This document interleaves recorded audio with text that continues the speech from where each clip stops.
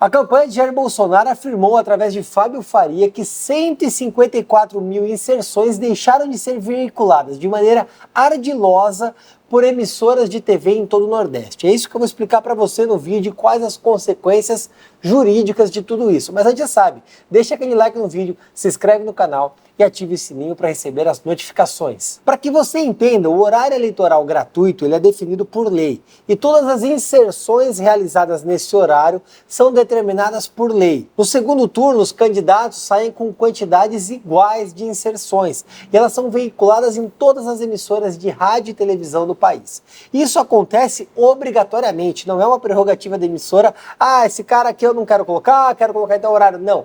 Tudo é definido por lei e tem que ser cumprido, inclusive as inserções esparsas ao longo da programação. Isso é regra. E aí, a campanha de Jair Bolsonaro, ela faz os programas de TV dela, ela faz a propaganda, manda para essas emissoras, e as emissoras obrigatoriamente têm que veicular. Aparentemente, não é o que aconteceu e 154 mil inserções ao longo de inúmeras emissoras não foram veiculadas, segundo apontado pela campanha do Jair Bolsonaro, e esse número teria sido obtido através de uma auditoria externa contratada que aferiu a não veiculação. Essa auditoria ficou ali ouvindo, apurando os programas e, segundo ela, não houve essas inserções. Isso é gravíssimo. Mentiroso aquele que fala que não é. Afinal de contas, a propaganda eleitoral gratuita tem um objetivo natural de informar e de alguma maneira garantir a paridade de armas na disputa eleitoral. As propagandas do Lula teriam sido veiculadas, as de Bolsonaro não. Então, Bolsonaro teria uma desvantagem de 154 mil inserções, com um número absurdo de eleitores justamente em um ambiente eleitoral do Nordeste, onde a campanha de Jair Bolsonaro já é mais fraca em relação à campanha de Lula, que ganha de forma disparada em todo aquele ambiente. A campanha de Bolsonaro, então, de posse dessas informações, apresentou uma representação eleitoral no TSE, o Tribunal Superior Eleitoral. E o ministro Alexandre de Moraes, de proêmio, disse que não haviam elementos suficientes naquele processo para proferir uma liminar ou uma decisão e deu um prazo de 24 horas para que a campanha de Jair Bolsonaro juntasse elementos capazes de fazer prova para comprovar aquele fato alegado, ou seja, a não inserção dos programas. E é bastante difícil, porque você para e pensa, eu comprei um pacote, por exemplo, no Amazon, e aí eles falam, prova que não recebeu, eu vou mandar uma foto da minha mão assim, tá aqui, o pacote não chegou. É um troço complicado de comprovar, mas, em tese, a campanha de Jair Bolsonaro tem as provas através dessa auditoria externa.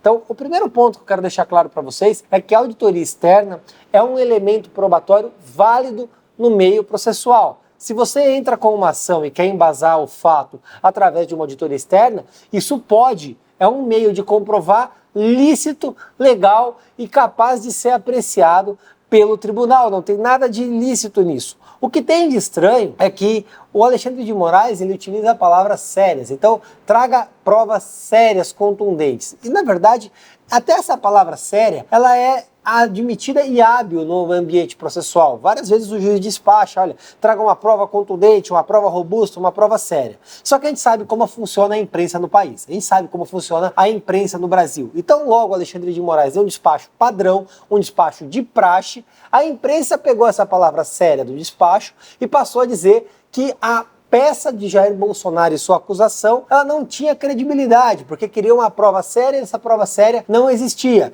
E então, ao invés da imprensa investigar e apurar essa denúncia gravíssima apresentada pela campanha de Bolsonaro, eles já descredibilizaram a denúncia e passaram a atacar o próprio Jair Bolsonaro por meio do despacho de praxe do Alexandre de Moraes, o que demonstra o caráter enviesado de toda a imprensa. Essa é a grande realidade. O Jair Bolsonaro tem o prazo para juntar os documentos, juntando os documentos, aí então o Alexandre de Moraes, os ministros vão fazer a balança se efetivamente foi comprovado, se houve o dano ou não. Então vamos considerar a partir deste ponto. Se houve efetivamente o dano, ou seja, se 154 mil, 100 mil, 50 mil, não sei o número, mas se propagandas do Jair Bolsonaro deixaram de ser veiculadas de maneira ardilosa, nós temos um elemento gravíssimo.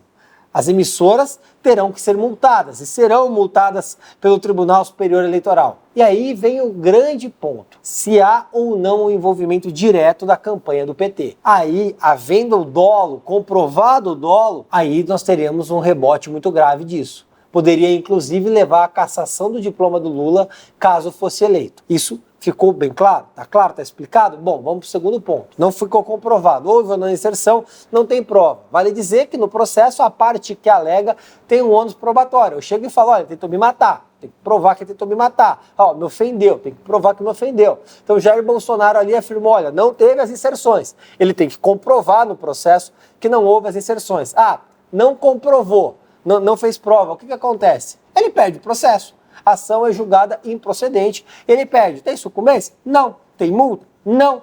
É um processo eleitoral. As partes podem recorrer à justiça. Mas aí é importante esclarecer. Uma parcela da imprensa está dizendo que ele pode responder por denunciação caluniosa eleitoral e inclusive ser condenado a uma pena de reclusão. Isso pode acontecer? Muito, mas muito difícil. Eu explico para você. O tipo penal da denunciação caluniosa eleitoral pressupõe justamente o dolo. O que é isso? Quando a pessoa, de forma pensada, calculada, falou, olha, eu vou fazer essa denúncia para atingir meu adversário e eu sei que ela é mentirosa. Eu sei que isso não aconteceu. Eu sei que é um fato inverídico. Então você tem que comprovar o conhecimento dele de que aquele fato era inverídico. Como vai comprovar? Não dá, porque ele está embasado em uma auditoria externa. Uma vez que ele esteja embasado em auditoria externa, não há como incidir na denunciação caluniosa eleitoral. Então, portanto, não há como aplicar essa pena. O que a imprensa está dizendo, e uma parte de juristas estão dizendo, olha ali, vai responder criminalmente. Não vai porque não tem tipo penal para isso. Não tem como comprovar dolo. Mesmo que tenha dolo, fato meramente hipotético, o fato disso estar embasado em uma auditoria externa exclui o tipo penal porque exclui naturalmente o dolo. O dolo teria que ser comprovado claramente, isso é direito. É igual quando você vai falar de homicídio doloso, você tem que comprovar que ele tinha intenção de matar, o que a gente chama de animus necandi, que é a vontade de causar dano. Então ele sabia que o fato era falso, ele apresenta a denúncia baseada em um fato falso para causar dano.